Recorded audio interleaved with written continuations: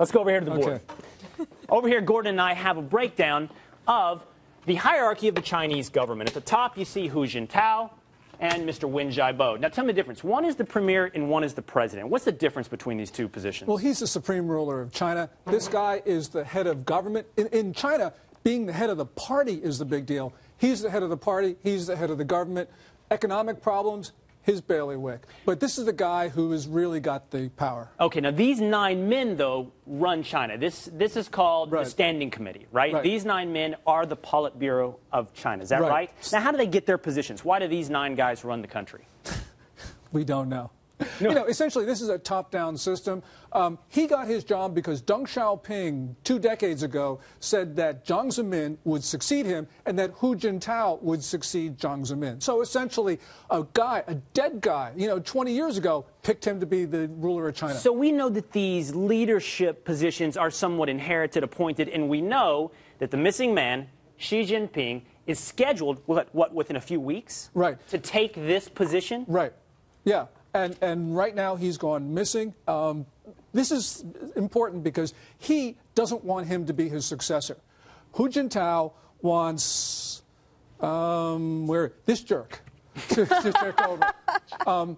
And it's important because if he's really incapacitated, it means essentially that he may try to change the new order of the government, of the party. And that means you have turmoil in China. And people are saying, look, he's had a mild stroke, heart attack, back pull. I think he may have Bell's palsy, which is a nervous disorder which paralyzes the face, which means he couldn't go out in the public to see Hillary Clinton, the Singaporean prime minister, the Danish prime minister. All these people, he's been missing appointments.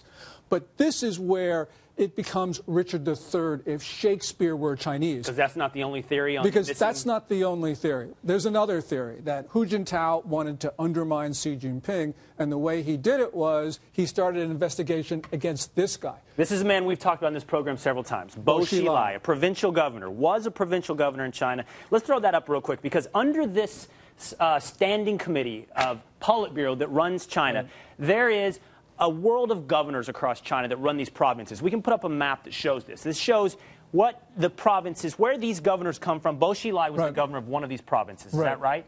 Chongqing. Now, he was ousted from his position. Why? What happened with Bo Xilai? Well, Bo Xilai was perhaps the most charismatic and certainly the most openly ambitious politician in China.